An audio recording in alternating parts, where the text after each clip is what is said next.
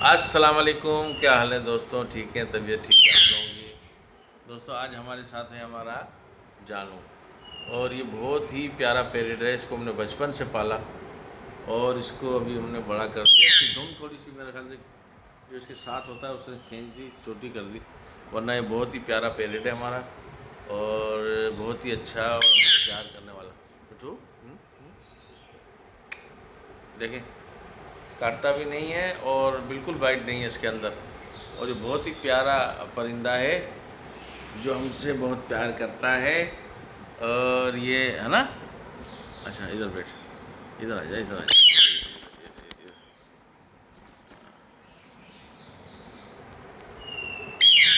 ये देखें, हाँ हाँ हाँ। तो दोस्तों कैसा लग रहा है आप लोगों को?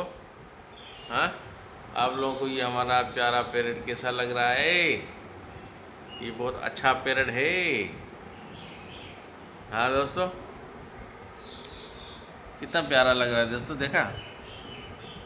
तो दोस्तों फिर हम आपसे ये छोटे से ही ब्लॉग में डालेंगे।